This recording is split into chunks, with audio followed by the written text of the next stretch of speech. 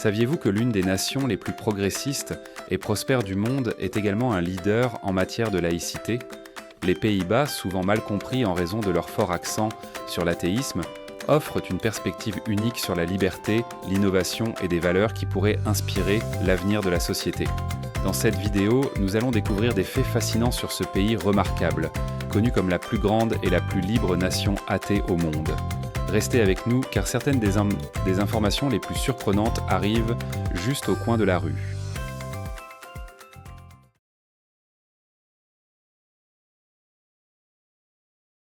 Plus de la moitié de la population néerlandaise s'identifie comme athée, un changement qui a pris des siècles à évoluer. Autrefois ancrés dans des traditions catholiques et protestantes, les Pays-Bas ont commencé leur transformation laïque au XXe siècle, surtout après la Seconde Guerre mondiale. La modernisation, les libertés personnelles et la politique progressiste ont encouragé beaucoup à explorer ou à rejeter la religion. Aujourd'hui, 55% des citoyens néerlandais s'identifient comme athées, avec des chiffres encore plus élevés parmi les jeunes générations. Ce qui rend les Pays-Bas uniques, ce n'est pas seulement sa forte population athée, mais aussi son dévouement à la liberté religieuse. La laïcité ici garantit la liberté vis-à-vis du dogme, aucune religion ne façonnant la politique publique. Le gouvernement, les médias et les écoles sont tous laïques, reflétant la croyance que la laïcité et la prospérité vont de pair. Mais comment cette liberté façonne-t-elle la boussole morale de la nation? Une société avec une si grande population athée peut-elle encore maintenir de fortes valeurs communautaires?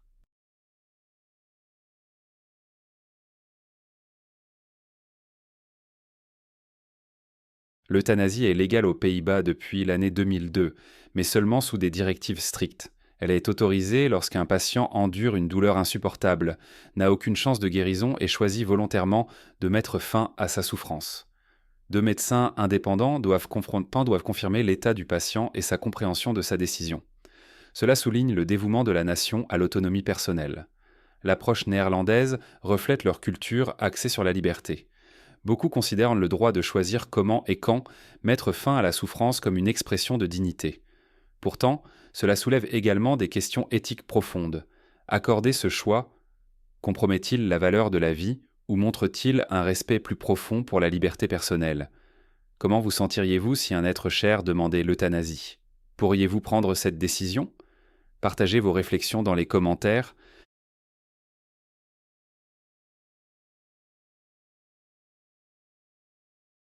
Aux Pays-Bas, les bicyclettes sont bien plus qu'un simple moyen de transport. Elles symbolisent un mode de vie basé sur la facilité, la durabilité et la santé. Avec une population d'environ 17 millions, le pays possède plus de 23 millions de bicyclettes, plus de vélos que de personnes.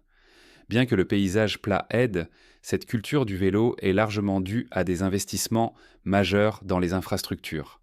Le gouvernement néerlandais a développé plus de 35 000 km de pistes cyclables avec des voies dédiées, des feux de circulation adaptés aux cyclistes et de nombreux parkings. Le vélo est pour tout le monde, enfants, grands-parents et même parents qui utilisent donc des vélos de transport pour emmener leurs enfants. Des événements comme la journée du vélo et la course Amstel Gold reflètent de la passion néerlandaise pour le cyclisme. Mais les Pays-Bas ne sont pas seulement connus pour leur culture cycliste. Ce pays a également pris position de manière révolutionnaire sur les droits de l'homme, prenant une décision qui a remodelé l'égalité mondiale.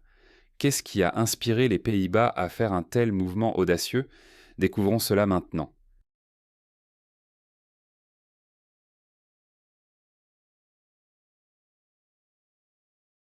Les Pays-Bas ont fait l'histoire en tant que premier pays à légaliser le mariage entre personnes de même sexe, marquant une étape importante pour le pays et pour le monde. Pouvez-vous imaginer l'atmosphère de cette nuit inoubliable, le 1er avril 2001, lorsque le maire d'Amsterdam, Job Cohen, a célébré les mariages de 4 couples de même sexe? Ce n'était pas seulement un jalon légal, c'était une déclaration puissante des droits égaux pour la communauté LGBTQ. Depuis lors, les Pays-Bas sont devenus une destination mondiale pour les couples de même sexe. Amsterdam, célébrée comme l'une des villes les plus accueillantes pour les LGBTQ, offre une incroyable variété de bars, de clubs et de lieux adaptés à cette communauté diverse et vibrante. Un pilier de cette inclusivité est le Homo Monument, situé au cœur de la ville. Ce site emblématique honore non seulement ceux qui ont été confrontés à la discrimination, mais célèbre également leur force et leur résilience. Qu'est-ce qui rend les Pays-Bas si ouverts à des changements transformateurs comme celui-ci?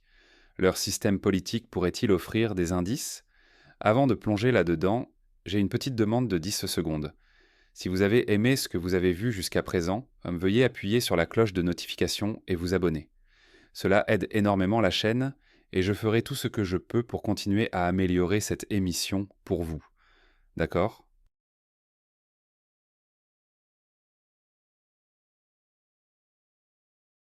Le modèle Polder aux Pays-Bas montre comment la collaboration peut triompher de la compétition.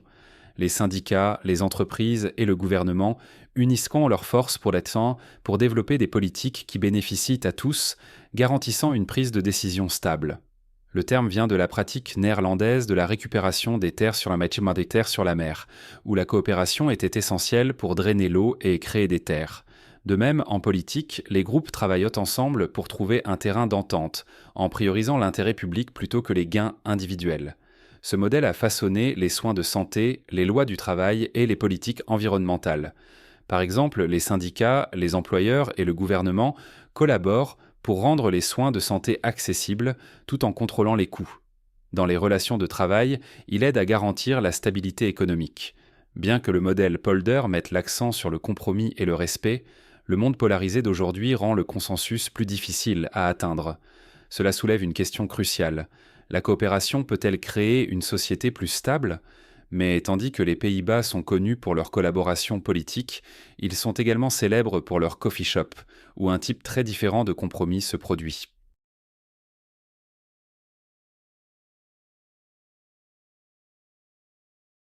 Aux Pays-Bas, certaines substances contrôlées ne sont pas complètement légalisées. Cependant, les coffee shops licenciés sont autorisés à vendre de petites quantités pour un usage personnel dans le cadre d'une politique appelée Gedoogbeleid, introduite dans les années 70. Cette approche sépare les substances moins nocives des plus dangereuses, considérant l'utilisation comme un problème de santé plutôt que comme un crime.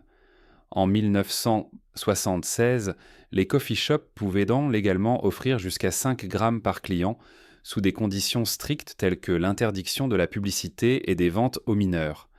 Avec plus de 500 établissements de ce type, surtout dans des villes comme Amsterdam, cette politique reflète les valeurs néerlandaises de liberté, de santé publique et de réduction des risques. Elle aide à prévenir les risques des marchés illégaux et maintient les taux de criminalité associés à un niveau bas. Bien que ce ne soit pas sans controverse, le système néerlandais met l'accent sur la régulation plutôt que sur la punition, offrant des perspectives sur la façon de traiter ces défis en tant que problème de santé. Cela soulève une question pour les audiences plus âgées. La régulation pourrait-elle donner de meilleurs résultats que l'interdiction stricte?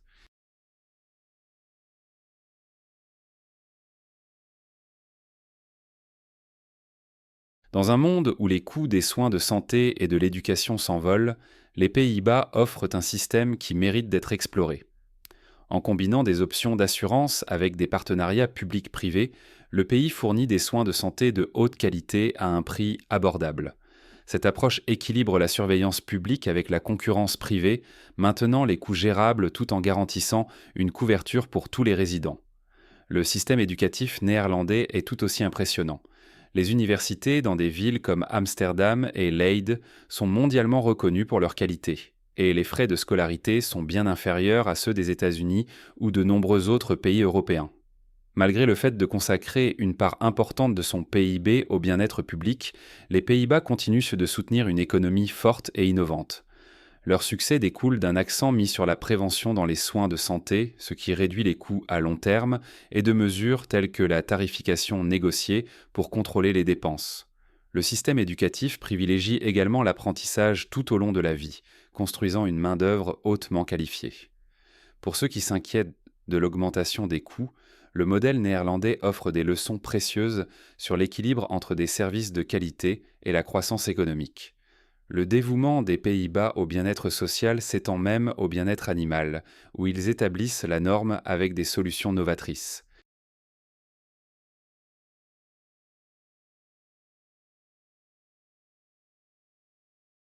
Aux Pays-Bas, les animaux errants sont une vue rare, grâce aux politiques progressistes de bien-être animal de la nation. Cette réalisation est enracinée à la fois dans une nécessité historique et une compassion moderne. Au XIXe siècle, une épidémie de rage a conduit le gouvernement à introduire un programme national pour réduire la population de chiens errants. Des mesures telles que le contrôle des naissances, les contrôles de santé et les vaccinations ont été mises en œuvre, réduisant considérablement le nombre d'animaux errants. Aujourd'hui, les chiens sont une vue courante dans les paniers de vélo, dans les cafés ou voyageant avec leurs propriétaires dans les transports publics. Le modèle néerlandais combine avec succès la santé publique avec un profond soin pour les animaux. Les Pays-Bas illustrent un mélange unique de culture et d'innovation. D'un mode de vie à vélo à des systèmes avancés de gestion de l'eau et des maisons flottantes, les Néerlandais ont construit une société à la fois pratique et inspirante. Leur esprit gezellig et leurs solutions novatrices incarnent un mélange harmonieux de tradition et de progrès.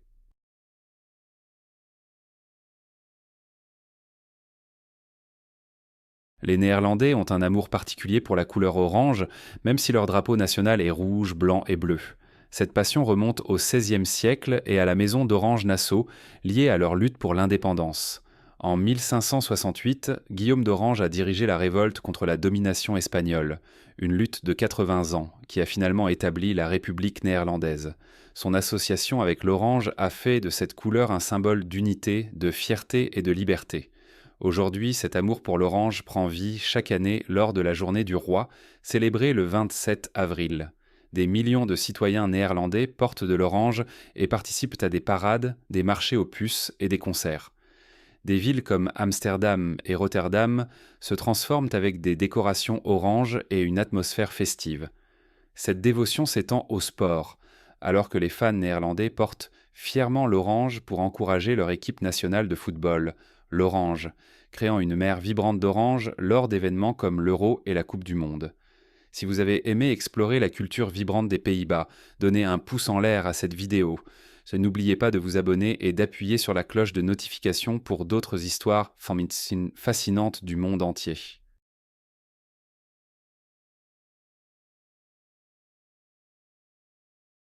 Aux Pays-Bas, les coutumes funéraires sont gérées avec pragmatisme. Contrairement à de nombreux pays où les parcelles de terre sont permanentes, les parcelles néerlandaises sont louées pour 10 à 30 ans. Une fois le bail expiré, la parcelle peut être réutilisée à moins que la famille ne décide de le renouveler. Ce système répond au défi de l'espace limité, alors que le pays fait face à une forte densité de population et aux impacts de la montée des eaux. Cette approche reflète la croyance que la mort fait partie d'un cycle naturel où la terre est partagée entre les vivants et les défunts. Les Néerlandais privilégient l'efficacité et la durabilité plutôt que la tradition, garantissant de l'espace pour les générations futures. La crémation est également largement choisie, avec 65% des adultes néerlandais optant pour cette option. LBSL est considérée comme une option écologique et efficace en termes d'espace, en accord avec les valeurs de durabilité et de rationalité du pays. L'accent mis par les Néerlandais sur la praticité, le choix personnel et la durabilité offrent des leçons précieuses pour d'autres nations confrontées à des défis similaires. Le pragmatisme est une caractéristique de la culture néerlandaise, et quand il s'agit de fleurs, les Pays-Bas portent cela à un tout autre niveau. Explorons comment.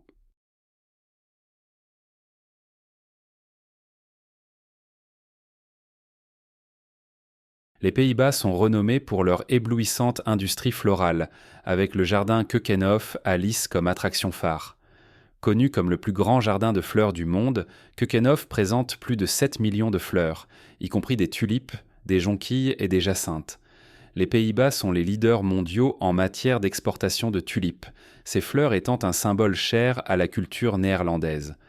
En 2023, le pays a exporté des fleurs d'une valeur de plus de 2 milliards d'euros. Pour les spectateurs plus âgés, l'industrie florale néerlandaise reflète un mélange de nature, d'art et d'innovation. Les tulipes, qui symbolisaient autrefois la richesse lors de la tulipomanie au XVIIe siècle, incarnent la riche histoire agricole de la nation. Aujourd'hui, les producteurs de fleurs combinent des méthodes traditionnelles avec une technologie avancée pour produire des fleurs de haute qualité tout en mettant l'accent sur la durabilité. L'industrie est profondément soucieuse de l'environnement, se concentrant sur la conservation de l'eau, les énergies renouvelables et le recyclage des déchets floraux. Cette approche équilibrée célèbre la beauté des fleurs tout en protégeant leur avenir, reliant harmonieusement héritage et innovation moderne. Si vous pouviez visiter le jardin Keukenhof, quelle fleur seriez-vous le plus excité de voir? Faites-le nous savoir dans les commentaires ci-dessous.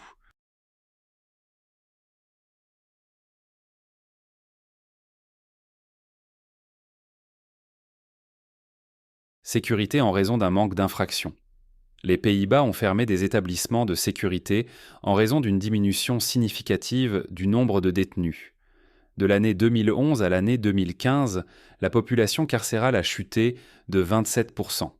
Aujourd'hui, le pays a l'un des taux d'incarcération les plus bas d'Europe, avec environ 57 délinquants pour 100 000 personnes, juste au-dessus des 54 de la Finlande. En comparaison, l'Angleterre et le pays de Galles ont 148 pour 100 000. Cette baisse n'est pas uniquement due à une diminution de la criminalité, mais aussi à un accent mis sur la réhabilitation et les peines alternatives.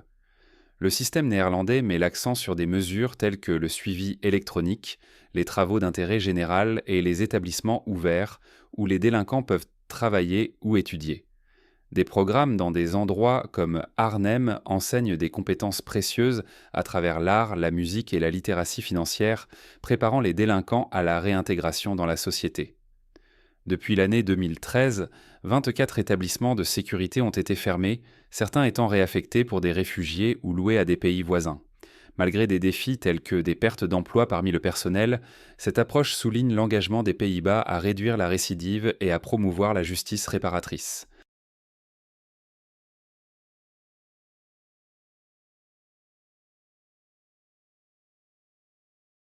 Aux Pays-Bas, la liberté d'expression est une valeur fondamentale, ancrée dans son histoire de tolérance remontant à l'âge d'or néerlandais. Connu comme un refuge pour les intellectuels et les minorités religieuses, le pays a maintenu des protections de la liberté d'expression pendant des siècles. Cependant, à mesure que la nation devient plus diverse, équilibrer cette liberté avec l'harmonie sociale est devenu de plus en plus difficile. Avec plus d'un quart de la population ayant des racines étrangères, ainsi que la montée du populisme et l'influence des médias sociaux, les débats sur la liberté d'expression sont devenus plus intenses.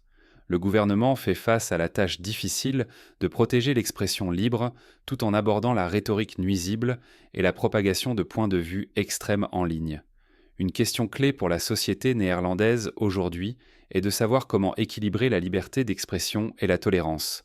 Une société diverse peut-elle protéger les groupes vulnérables de la rhétorique nuisible tout en préservant la liberté? Pour les générations plus âgées, qui ont été témoins de vastes changements sociaux, ce défi est particulièrement significatif. Mais à quoi cela ressemble-t-il pour les immigrants? L'approche néerlandaise de l'intégration pourrait bien vous surprendre.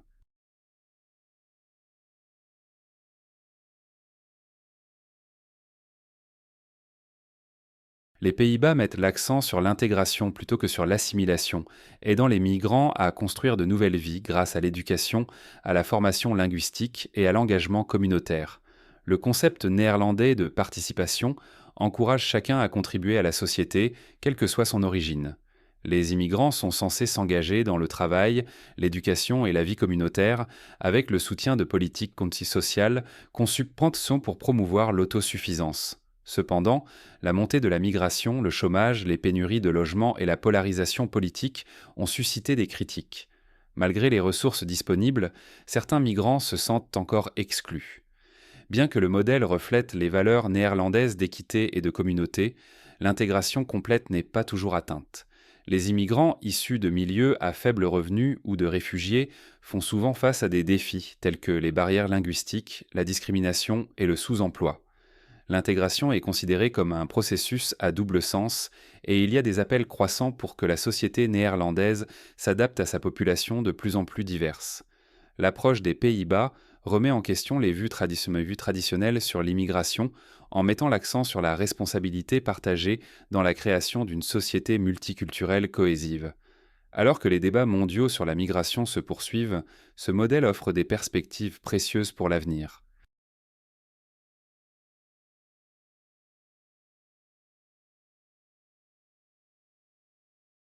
La relation des Pays-Bas avec la nature est profondément façonnée par sa géographie, une grande partie du territoire étant située en dessous du niveau de la mer.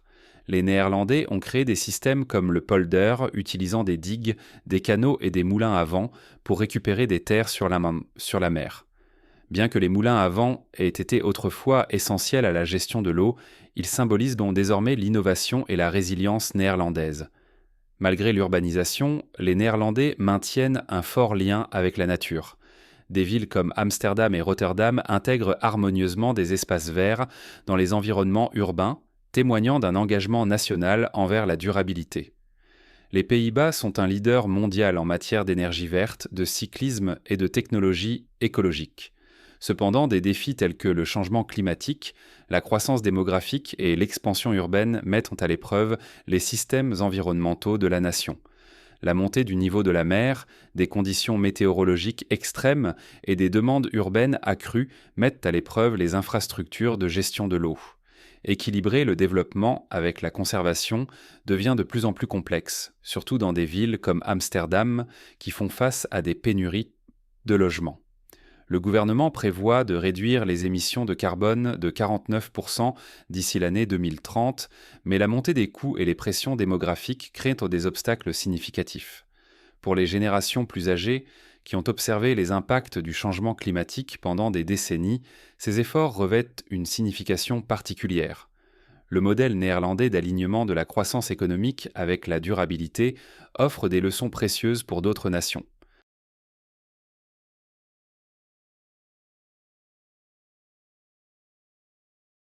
Au cœur d'Amsterdam se trouve De Wallen, le quartier nocturne le plus célèbre de la ville. Mais qu'est-ce qui rend ce quartier plus qu'une simple attraction touristique? La lueur des lumières néons se reflète sur les canaux historiques, illuminant un dédale de ruelles, bordé de près de 300 petites fenêtres. Derrière ces fenêtres, des femmes se tiennent baignées dans la douce lumière rouge. Depuis sa légalisation dans les années 80, Amsterdam a transformé ce qui était autrefois une industrie cachée et souterraine en une profession reconnue. Les travailleurs ici sont tenus de déclarer leurs revenus et de payer des impôts, leur donnant accès aux soins de santé, à de meilleures conditions de travail et à des protections légales. Le quartier nocturne d'Amsterdam est plus qu'une curiosité pour les visiteurs. Il représente les politiques progressistes de la ville. Il allie histoire, réglementation et aide sociale d'une manière qui continue de s'adapter aux temps modernes. Si vous avez aimé la vidéo d'aujourd'hui, n'hésitez pas à cliquer sur le bouton j'aime et n'oubliez pas de vous abonner à la chaîne. Votre soutien compte énormément pour nous. Cliquez sur la vidéo qui apparaît actuellement sur votre écran. Je suis sûr que ce contenu va vous plaire. Dites-nous en commentaire quel pays vous aimeriez voir présenté sur notre chaîne. Merci beaucoup d'avoir regardé et à très bientôt dans la prochaine vidéo. Nous sommes si heureux que vous soyez avec nous aujourd'hui. S'il vous plaît, laissez un commentaire, aimez la vidéo pour nous soutenir et abonnez-vous pour plus de vidéos. À bientôt.